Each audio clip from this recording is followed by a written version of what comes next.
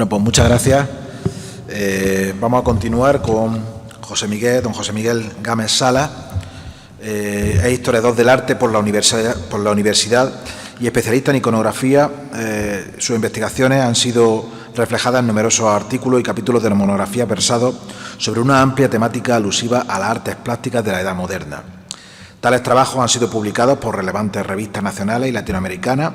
además de por prestigiosas universidades como las de Valencia, Jaén, Jaume I de Castellón, entre otras, así como destacables instituciones como la Diputación Provincial de Jaén o el Instituto de Estudios Jiennense. Con más de una veintena de conferencias en diversos centros provinciales y autonómicos, ha participado en varios congresos internacionales, exponiendo sus estudios sobre la arquitectura franciscana en Úbeda y acerca de la producción iconográfica del Nazareno, en la obra del imaginero barroco Pablo Rojas.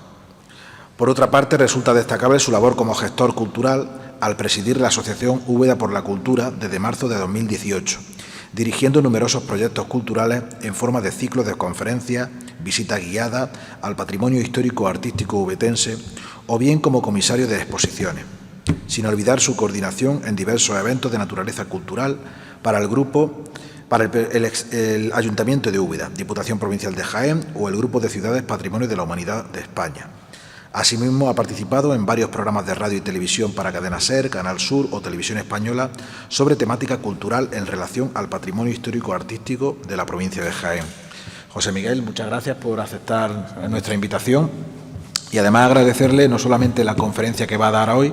sino también el que mañana por la mañana, a partir de las 9 de la mañana, pues él será el que nos guiará en ese patrimonio de Francisco de los Cobos, tanto en la iglesia de Santo Tomás como en el Palacio de Francisco de los Cobos y la Sagrada Capilla del Salvador, que también conoce. Así que muchas gracias por asistir y por prestarte a todo ello. ¿Vale? Adelante, por favor. Muy bien. Gracias, Vicente. Buenas tardes a todos. En primer lugar, quiero agradecer públicamente a Vicente su invitación para poder participar en este congreso allá por el mes de septiembre del año pasado. Y también, al mismo tiempo, pues felicitarle, darle la enhorabuena por la magnífica coordinación que ha llevado a cabo en todos estos meses previos para un Congreso Nacional que, desde luego, está teniendo un éxito completamente irrefutable. Bien, dicho esto, la presente comunicación consiste en un análisis iconográfico de lo que son la visualización figurativa de dos temas, en este caso de la proyección alegórico-moral y también de la visualización de naturaleza escatológica que se observa en la Sagrada Capilla del Salvador. Ambas iconografías realmente conforman prácticamente la totalidad figurativa de la capilla funeraria de Francisco de los Cobos, exceptuando episodios más exiguos, alusivos al Antiguo y Nuevo Testamento, y, por supuesto, la representación de los dioses del Olimpo en lo que es el intrador de la fachada principal. Pero insisto que, quitando esta representación iconográfica, nos encontramos con un apartado alegórico-moral y alusivo al tema de la muerte que va a tener, bueno, pues muchísima importancia en todo el desarrollo de la Sagrada Capilla del Salvador.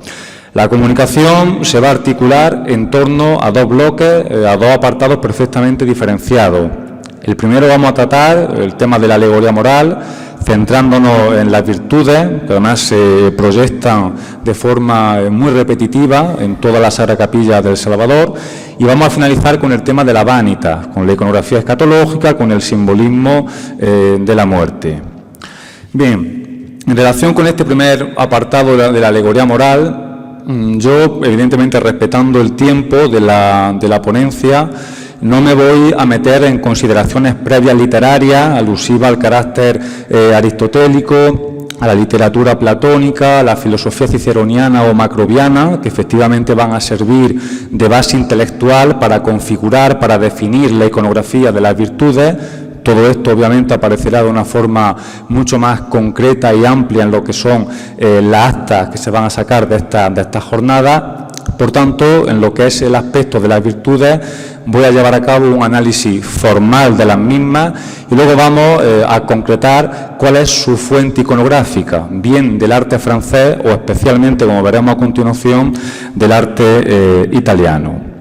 Bien, las virtudes son un tópico iconográfico que se va a proyectar en lo que es la escultura monumental a partir del románico y que va a prodigarse ampliamente durante el periodo goticista y renacentista, encontrando ya de forma progresiva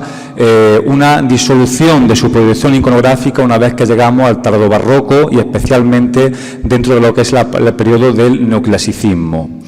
Los motivos por los cuales se va a proyectar esta iconografía de las virtudes son dos, y además muy concretos. El primero, para visibilizar lo que es una lección ético-moral hacia la ciudadanía, es decir, qué tipo de virtudes debía la ciudadanía de asumir, de profesar, de interiorizar, para evidentemente respetar en términos absolutos los preceptos principales del cristianismo. Y luego un segundo motivo, que es precisamente el motivo que va a aludir a su proyección en la capilla funeraria de Francisco de los Cobos. El objetivo de dignificar, de honrar, de exaltar la figura de un mortal. En este caso, relacionando a Cobos, si respetamos ese septenario clásico de virtudes expuesto por Séneca en su Liber Catrabactu, esas virtudes alusivas con lo que son las virtudes teológicas, la caridad, la fe y la esperanza, y luego también con lo que son las 4 virtudes cardinales, la justicia, la prudencia, la templanza y la fortaleza. Insisto, con el objetivo de exaltar la figura ético-moral de Francisco de los Cobos. Bien, las virtudes figuran por vez primera en la escultura monumental en esta iglesia de Saint-Pierre-d'Urnay, en Saint-Ouen, ya en el año de 1130. Fíjense cómo en la arquivolta aparecen estas virtudes venciendo sobre la representación de los vicios, por tanto está recogiendo la influencia literaria de la obra de Prudencio, conocida como la Psicomaquia, un poema ascético-moral en donde las virtudes efectivamente triunfan sobre los vicios en una auténtica batalla campal entre ellos. Se vuelven a repetir en la iglesia de Saint-Guillet, en Château, ya en el año de 1150, y obviamente nuevamente se va a visibilizar en lo que es la arquitectura del gótico francés, como en la catedral de Notre Dame, aquí la inclusión de las propias virtudes, incluidas estos arcos trilobulados, pisoteando a los vicios, otra imagen de Notre Dame, o por ejemplo también la catedral de Chartres, en este caso se representa la virtud de la prudencia. El tema es que va a tener una gran base literaria, no solamente por la fundamentación aristotélica o de Cicerón, sino también por los escritos de San Isidoro de Sevilla, de Vicente de Beauvais, de Alain Delille, de Cristina de Pizan, de Dante, de Bono Gambioni, es decir, una fuente literaria que van a asentar, pero que también van a ir coadyuvando progresivamente en intentar tener un éxito extraordinario, especialmente en tierra italiana, y por ende obviamente se va a introducir en lo que es el arte español. Como digo, también en Italia se pueden observar, en esta Basílica de San Michele, en Pavía, en el siglo XII, figuran ya por vez primera las virtudes en la escultura monumental, o en los frescos de la Basílica Veneciana de San Marcos también figuran todas estas alegorías. Son de las primeras representaciones que nos encontramos de las virtudes, como digo, en el arte italiano. Llegando a la Sagrada Capilla del Salvador, en donde yo no voy a realizar un análisis arquitectónico del edificio, ni mucho menos, porque tal y como ha comentado Vicente, yo me encargaré de dirigir la visita guiada mañana a las 9 de la mañana. Únicamente decir que la construcción deviene principalmente de la bula papal, del Papa Pablo III, en 1535, que tras el diseño va a venir la figura de Diego de Siloé, un Diego de Siloé que va a estar únicamente un par de años trabajando para la Sagrada Capilla del Salvador, a consecuencia de un desencuentro que va a tener con Francisco de los Cobos. Siloé en ese momento estaba de forma simultánea ejecutando también en la Catedral de Granada, eso a Francisco de los Cobos le resultaba completamente inadmisible e inaceptable y consecuentemente lo despide. Lo que Cobos está haciendo es despedir ni más ni menos al que en ese momento era considerado el mejor arquitecto del Renacimiento español. Bueno, a partir de ese momento llega la figura de Andrés de Vandelvira junto con Alonso Ruiz, quienes van a respetar de forma taxativa el diseño de Siloé, exceptuando, como veremos a continuación, las dos portadas laterales y la sacristía. Sin embargo, y esto sí es más importante, dado la naturaleza de nuestro trabajo, el mentor de todo el programa iconográfico será Fernando Ortega y Salido, el deán de la Catedral de Málaga, el gran confesor de Francisco de los Cobos, un hombre con un nivel de erudición, un nivel cultural realmente sobresaliente en el ámbito tanto teológico como humanista. Insisto que este será el mentor de todo el arduo y profuso programa iconográfico que podamos encontrar en la Sagrada Capilla del Salvador, en donde la fuente literaria o la base intelectual de la que se va a nutrir el deán Ortega será el Inquiridion Militis Christiani, una obra de Erasmo de Rotterdam, en donde se propone que el hombre debe seguir precisamente los arquetipos de la antigüedad clásica, pero siempre respetando, como no, lo que es los preceptos fundamentales del cristianismo, es decir, el paganismo siempre supeditado al cristianismo. De ahí que dentro de la proyección iconográfica y consecuentemente iconológica, en lo que es la fachada principal de El Salvador, las figuras de naturaleza cristiana estén sobre las que son de naturaleza pagana, una clave obviamente triunfal y victoriosa del cristianismo sobre el paganismo. Bien, la representación de las virtudes ya figuran en la fachada principal. Estas virtudes que, aunque se encuentren desprovistas de atributos, sí podemos identificarlas por la cartela, que nos indican que son la fe y la justicia, y también porque esta misma modelo arquitectónico lo proyecta Siloé en la portada del Perdón en Granada en 1534. Fíjense las similitudes compositivas que podemos encontrar entre ambas portadas, y en donde aquí en Granada incluiría la virtud de la fe a la izquierda y la virtud de la justicia a la derecha. Esa virtud de la fe estaría portando un cáliz y también un crucifijo, probablemente los mismos atributos que debían de portar esta alegoría de la fe en la Sagrada Capilla del Salvador. Esta misma virtud también se puede observar en el interior de la capilla funeraria de Cobo, en este tondo ejecutado por Villalpando en 1555, donde nuevamente se representa la fe con los mismos atributos, en este caso sosteniendo un cáliz que introduce una hostia. El tema del cáliz con el crucifijo son símbolos que han conformado por antonomasia la iconografía de la fe. De hecho, ya podemos observarlo en la Catedral de Notre Dame, ejecutada entre 1230 y 1240, a través de esta figura que porta un escudo y que muestra efectivamente la cruz. Por tanto, sabemos que es una iconografía claramente de tradición francesa. En relación con la justicia, ya hemos visto que seguía esa iconografía de la portada del Perdón de Siloé, portaría una espada, y esa misma alegoría de la justicia se observa en el interior con esta pintura de Antonio de Medina, ejecutada entre 1778 y 1790. Sin embargo, fíjense cómo esta alegoría de la justicia, aparte de portar una espada, porta también una balanza. Efectivamente, el símbolo de la balanza para alegorizar esta virtud aparece en la iconografía babilónica de los dioses Sat y Mat y posteriormente recogida por el mundo egipcio a través del libro de los muertos. En el juicio de Osiris, Anubis pesa las almas para determinar su devenir escatológico utilizando una balanza. Y el cristianismo, que en términos iconográficos en muchas ocasiones hace un copia y pega de otras religiones, lo realiza también a través de la figura de San Miguel, con un tema conocido como el psicopompos o la psicoestasis. San Miguel, durante el juicio final, pesaría a las almas, precisamente para devenir también su carácter escatológico con una balanza. El tema de la iconografía de la justicia, en tanto en cuanto aparece acompañada de los dos atributos, es decir, tanto de la espada como de la balanza, aparece por vez primera en la historia del arte en la tumba del Papa Clemente II en la Catedral de Bamberg en 1237 y penetra además en el arte francés a través de esta bella ilustración de Lesson Leroy de Fer de Laurent en 1295. Fíjense cómo nuevamente porta tanto la espada como la balanza. Sin embargo, es cierto que llega un momento, especialmente a consecuencia de la plástica italiana, en donde se va a suprimir, va a desaparecer lo que es el símbolo de la balanza y únicamente la justicia se va a alegorizar con una espada, tal y como aparece, como digo, en la rejería de Villalpando. Bueno, Villalpando lo que hace es nutrirse, como digo, del arte italiano, puesto que este símbolo ya aparece en la obra de Giovanni di Balduccio, en el arca de San Pedro Mártir. Aunque se encuentre la espada fracturada, vemos precisamente su empuñadura, o la obra de Giovanni d'Ambrogio en La Gloria de Ilanzi, ejecutada entre 1385 y 1390, figurando de sus primeras representaciones en el arte español esta justicia de la Catedral de León ya en el siglo XV, portando únicamente una espada. Por tanto,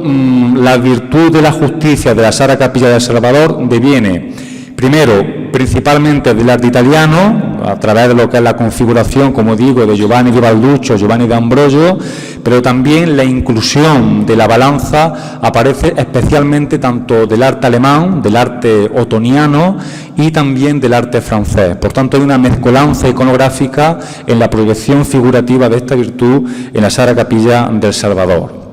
En relación con la portada meridional, que recoge desde un punto de vista arquitectónico preceptos de la retablística de Machuca y también incluso se verá influenciada por uno de los dibujos que pueden observarse en el Nerotramacia Polifili del italiano Francesco Colonna, se reproducen hasta 3 virtudes. Las que nos podamos encontrar sobre el entablamento serían la fortaleza y la templanza.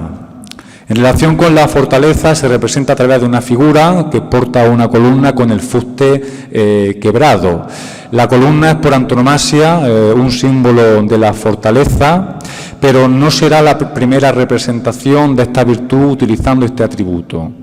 La iconografía original de esta virtud será la que encontramos en Notre Dame, en la Catedral de Amiens, en Francia, donde una imagen portaría precisamente una espada y también un escudo en donde se incluye un león. El león es por excelencia un símbolo de la fortaleza, además formará parte de la iconografía hercúlea y también de la iconografía de Sansón, que por otra parte va a tener una especial influencia en la definición iconográfica de la fortaleza del Panteón Funerario de Cobos, como veremos a continuación. El tema de la columna con el fuste quebrado, insisto, figura en el arte italiano, como se observa en el tarot de los Medici, en el tarot del italiano Andrea Mantegna, en el siglo XV, y es que el tema alude al episodio en el que Sansón derriba las columnas en el templo de Dagón a los filisteos, y por tanto, consecuentemente, se convierte por antonomasia en el gran forzudo del cristianismo y en un símbolo de fortaleza física, pero también ético-moral. Por tanto, como digo, esta virtud de la fortaleza de la portada meridional de la Sacra Capilla del Salvador deviene principalmente del mito de Sansón y especialmente de la iconografía italiana, tal y como hemos visto en esta diapositiva. Sin embargo, en el interior también de la capilla funeraria se observa esta pintura en donde la columna no se encuentra quebrada en su fuste, es una columna completamente lisa. Medina no es que esté errando desde un punto de vista iconográfico, sino lo que está haciendo es ignorar el influjo de la iconografía de Sansón, recogiendo el tema del mito hercúleo. Hércules, a través de un proceso de cristianización cristiana, a partir del año 1300, por el influjo del humanismo de Francesco Barberino, se convierte por excelencia en un símbolo de la fortaleza cristiana. Por tanto, se va a incluir su iconografía dentro de contextos religiosos cristianos. En este sentido, Hércules también puede figurar en la columna, tal y como aparece en la Logia del Vigalo, esta obra del siglo XV, en donde fíjense cómo Hércules aparecería en la enjuta, acompañada, por cierto, de un león, pero también de una columna con el fuste liso. Por tanto, la figuración de la alegoría de la fortaleza viene tanto de la historia de Sansón como también del mito hercúleo. La otra virtud sería la templanza, desprovista de atributos, pero que podamos perfectamente identificarla, porque tiene el mismo gesto que figura en la pintura de Antonio de Medina, en este caso una mujer mezclando agua con vino. No obstante, no será la iconografía más antigua de la templanza, su primera figuración será, tal y como lo muestra el Sacramentario de Autun o esta vidriera de la Catedral de Canterbury, a través de una figura femenina portando una cornucopia, un fuego, como símbolo además de la concupiscencia, símbolo de la sexualidad, del amor carnal, y en la otra mano llevando una jarra de agua para poder, como digo, disminuir de alguna forma esa tendencia hacia el convencimiento del vicio de la concupiscencia. Esta iconografía de la templanza, que como digo va a ser la original de esta virtud, irá desapareciendo progresivamente hasta que a finales del siglo XII Nicolás de Verdún ya presentaría esta iconografía de la templanza, en donde efectivamente nos encontramos rebajando el vino con agua. Las fuentes literarias aparecen ya en la admoniciones de la epístola de San Pablo, incluso también en los deberes del matrimonio de Plutarco, donde aconseja que la mujer debe atemperar la condición del hombre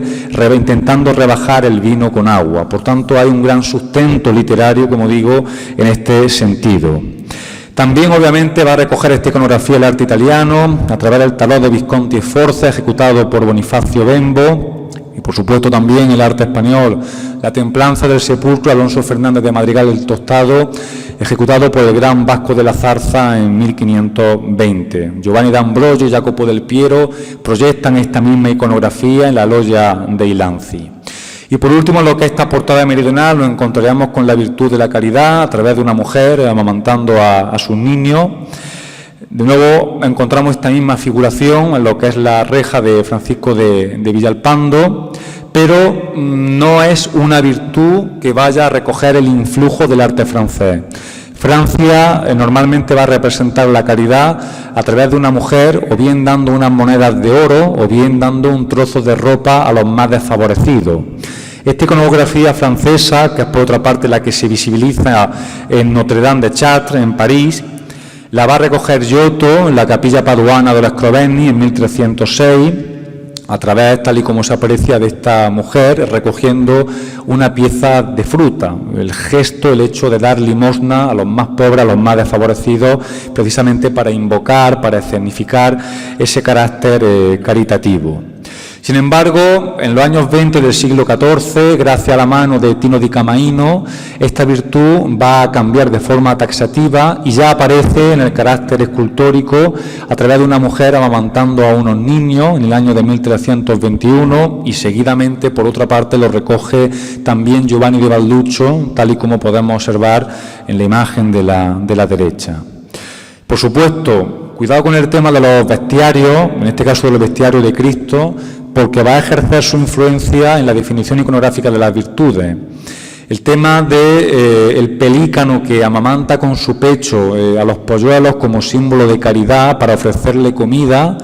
fue recogido precisamente por la tratadística y también por el mundo iconográfico para definir, como digo, de forma figurativa lo que es el símbolo de la caridad. Por tanto, la caridad que nos encontramos en la Sagrada Capilla de Salvador deviene primero del arte italiano, tal y como hemos visto en la obra de Tino de Camaino, pero también obviamente de los bestiarios de Cristo, tal y como figura en esta imagen. En relación con la reja, esta proyecta también otra virtud que no ha sido vista hasta el momento, al menos lo que es el exterior de la capilla funeraria, como es la esperanza. La esperanza que se representa a través de una figura, en una actitud de oración y alzando su mirada hacia el cielo. Esta misma iconografía la va a introducir por vez primera Giotto en la capilla paduana de los Scrovegni, recogiendo una sentencia de la Divina Comedia de Dante: «Spemme uno attende certo della gloria futura, y qual produce gracia divina e precedente merto». Sí, es decir, el hombre esperanzado es la única forma de poder conseguir la gloria divina, la gloria de Dios Padre, la gloria del cielo. De ahí esa mirada ascendente hacia el mismo. El tema que Giotto proyecta aquí, esa figura femenina intentando recoger una corona, es porque la esperanza es la única forma de conseguir, en este caso, la conexión con Dios Padre, representada precisamente a través de la imagen de esa corona. El tema se prodiga muchísimo en el arte italiano con esta obra de Andrea Pisano del siglo XIV, también lo que es el carácter funerario, la tumba de Pietro Ricci, el arzobispo Pietro Ricci en el Camposanto de Pisa, ejecutado en 1418 con la misma figuración. Y luego llegaríamos a la prudencia, para finalizar este apartado de virtudes, en donde figuraría una figura femenina portando en su diestra una serpiente. El origen de la serpiente, para simbolizar la prudencia, viene de la diosa Minerva Atenea, esta escultura del siglo II de Roma. Ya he comentado al inicio de mi intervención que no, por temas de tiempo no voy a adentrarme en consideraciones filosóficas, pero especialmente la literatura romana con las tesis ciceronianas y de Macrobio van a relacionar la virtud de la prudencia con la inteligencia, es decir, con la sabiduría. El hombre prudente es, por consiguiente, un hombre sabio, un hombre inteligente. Por tanto, Atenea Minerva, como diosa de la sabiduría, su principal atributo, la serpiente, va a formar parte de la iconografía, como digo, de esta virtud cardinal. Aparece en Notre Dame una figura portando un escudo, incluyéndose también esta serpiente, la prudencia de Nicolás de Verdún, recogiendo un ser de naturaleza reptiliana como símbolo de la prudencia, el de Natura Rerum, la misma iconografía. También va a alcanzar precisamente a tierra la catedral de Siena, de la prudencia del mundo italiano, esta prudencia del siglo XIV. La Catedral de Santa María del Fiore, la obra de Andrea Pisano, de Luca de la Robbia. Por tanto, como digo, una iconografía que se va a forjar principalmente en el arte italiano, pero su origen no deviene de aquí, sino tiene un condicionamiento pagano, tal y como he comentado, de la diosa Atenea Minerva, que ya lo va a proyectar la Catedral de Chartres y que finalmente se va a asentar dentro del mundo italiano. El último bloque, obviamente mucho menos extenso que el de las virtudes, será el de la Vanitas, la iconografía de la muerte. Vamos a ver, una vez que llegamos a la segunda mitad del siglo XIV, se produce en Europa, lo que es la Europa occidental cristiana, una crisis de valores, principalmente devenida de la guerra de los 100 años, de la epidemia de peste y también de la crisis económica. Eso lo que va a provocar consecuentemente es el origen de una nueva relación, de un nuevo vínculo del hombre con la muerte. Y esa relación, ese nuevo vínculo, obviamente se va a proyectar sí o sí, se va a escenificar en lo que es la historia del arte. A partir de este momento van a surgir una serie de programas iconográficos,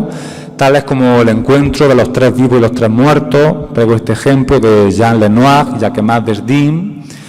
El tema iconográfico del Transitum, el tránsito de la muerte, este ejemplo del médico Guillaume d'Arsigny en el Museo de Laon. El Transitum lo que normalmente proponía al fin y al cabo era la familiarización del hombre con la putrefacción del cadáver. El tema de la danza de la muerte que danza, que se ríe, que se mofa de la vida, ese triunfo de la muerte que siempre va a acabar precisamente con la vida, con la fugacidad de la misma y por tanto que sale siempre victoriosa. En este contexto, los programas iconográficos de la Vanitas pues, se van a proyectar muchísimo de forma incesante en toda Europa y esta podemos decir que es la base contextual por la cual se va a proyectar de una forma tan incesante en la Sagrada Capilla del Salvador. Adentrándonos en la sacristía, esta configuración de atlantes y tenantes, que por otra parte Vandelvira, aunque sea una obra original suya, no inventa nada, recoge parte de la tratadística de Césare Cesariano, uno de los grandes discípulos de Donato Bramante. Ya nos encontraríamos en esta bóveda de medio cañón, en la cabecera de la sacristía, la representación de querubines como símbolo de la vida, iniciándose consecuentemente una batalla moral con esos cráneos, esas calaveras aladas. Este símbolo del cráneo, de la calavera, que también, por cierto, se ve a través de estas imágenes saliendo de unos sepulcros, aludiendo al juicio final, los muertos saldrán de sus tumbas para ser juzgados. De nuevo, se observa aquí el tema del cráneo, de la calavera, y por supuesto en este detalle que figura también en la entrada a la sacristía del Salvador. Vamos a ver, el tema del memento, el tema del cráneo o de la calavera hace alusión a un tema conocido como el memento mori. El memento mori es un recordatorio moralista en donde el hombre, independientemente de su raza, independientemente de su estatus social, debe ser consciente que la muerte tarde o temprano le va a llegar. Desde un punto de vista literario, será Tertuliano, en su magnífica obra del Apologético a los Gentiles, cuando por vez primera invoque el término del memento mori, cuando un general romano discurría por las calles de Roma de forma victoriosa, al haber vencido muchísimas batallas, cuando, según Tertuliano, un siervo le dijo a su amo: amo, no caiga en la soberbia, porque al fin y al cabo eres un hombre y la muerte tarde o temprano te va a llegar. Esta sería, como digo, la base intelectual del tema del memento mori, que luego va a conformar y va a participar dentro del tema de la vanitas, es decir, esa especie de bodegones junto con una serie de joyares, además diferentes espejos, también cráneos que van a simbolizar el tema de la fugacidad de la vida, intentando evitar que el hombre caiga en el mundo, en la voluptuosidad del mismo, en el carácter hedonista de la vida, y por tanto, como digo, el cráneo puede aparecer de forma independiente, tal y como lo estamos viendo en la Sagrada Capilla del Salvador, pero también conformando parte del tema de la Vanita a través de una sentencia del Eclesiastes. Cuidado con este detalle, un poco les pongo en contexto. Estamos en la fachada principal del Salvador, bajo esas 4 hornacinas completamente vacías, donde figuran, fíjense, estas 2 pequeñas imágenes apoyadas sobre un cráneo, lo que se conoce como un putti o un puto alado, precisamente utilizando el cráneo de almohada como tal. Esta iconografía del putti con el cráneo va a ser original de Giovanni Baldù, un artista veneciano, a través de la creación de una medalla, en donde va a incluir precisamente un niño con un carácter completamente febónico, un niño alado acompañado precisamente de un cráneo. El significado, el discurso iconológico precisamente de esa medalla, que por otra parte va a tener muchísimo éxito en el arte del norte de Europa y sobre todo también en el arte italiano, es una forma de recordarle al hombre que desde su inicio, desde su propia niñez, debe estar constantemente pensando en la muerte. De nuevo, tal y como he comentado anteriormente, ese memento mori de recordatorio moralizante en donde el hombre debe ser consciente que tarde o temprano la muerte le va a llegar. Dentro de estas 2 torres en las que se configura la Sagrada Capilla del Salvador encontraríamos el tema iconográfico de las cabezas de buey o de los bucráneos. Bueno, el tema de los bucráneos ya aparece en la antigua Roma, forma parte de lo que se denomina los subitarilia, con el principal objetivo de honrar a la figura del dios Marte, pero también para purificar la tierra en un procedimiento romano conocido como la lustratio. Estos ya van a aparecer, fijaos en ese santuario de los grandes dioses de Samotracia, en estilo helenístico, en esa roseta en la parte intermedia, en donde probablemente en el tolos de este santuario sería donde se desarrollarían todo este tema de rituales, en donde precisamente se sacrificaban, ¿no?, al tema de estos animales que van a tener un sentido bastante escatológico dentro del mundo romano. También va a aparecer en el Ara Pacis este diseño, esta obra que además por otra parte tiende como principal objetivo a conmemorar, a honrar a la diosa Pax, a la diosa de la paz, pero también obviamente para exaltar la figura de Augusto tras sus victorias en Hispania y también en la Galia. Y en el interior de esta Ara Pacis, fíjense cómo se observa la figura de un bucráneo. Y por supuesto en la columna trajana, ejecutada en el año 13 después de Cristo, vemos ahí a una serie de bueyes que van a ser sacrificados, que por tanto tiene un condicionante muy concreto alusivo al de la muerte. Pero quizá ahora surja una cuestión, y es qué tiene que ver este animal que se va a proyectar precisamente además en el arte romano. Será desde un punto de vista literario Catón el Viejo, a través de su obra de Re Renatum, en donde nos va a suministrar la información sobre estos episodios de rituales ofrecidos a Marte, en donde se va a sacrificar un buey. ¿Cuál es el concepto, cuál es el objeto de su inclusión iconográfica, de su objeto figurativo en la Sagrada Capilla del Salvador? Debemos de interpretar el tema del bucráneo como un símbolo del triunfo eucarístico. Ya hemos comentado que van a morir de forma desangrada, es decir, la sangre de Cristo triunfa de forma eucarística sobre el mundo pagano y también sobre el condicionamiento pecaminoso del hombre. A través de esa sangre del bucráneo, que se equipara con la sangre de Cristo, se produce esa redención del género humano y por consiguiente el triunfo del cristianismo sobre el paganismo. Por tanto, como vemos en la Sagrada Capilla del Salvador, la figuración alegórico-moral se proyecta de forma incesante, tanto en la parte exterior, fachada principal como portada meridional, y también en el interior, la reja de Francisco de Villalpando, en las pinturas de Antonio de Medina, y luego el tema escatológico será especialmente en la sacristía, en esa cabecera que hemos visto, donde se produce esa batalla dialéctica de la muerte frente a la vida, y también en la parte exterior, con la configuración iconográfica del memento mori, la inclusión del cráneo o de la calavera para actuar, como digo, de recordatorio moralista. Al fin y al cabo, la muerte nos llega a todos, incluido también a la propia figura de Francisco de los Cobos. Pues buenas tardes, muchísimas gracias por su atención.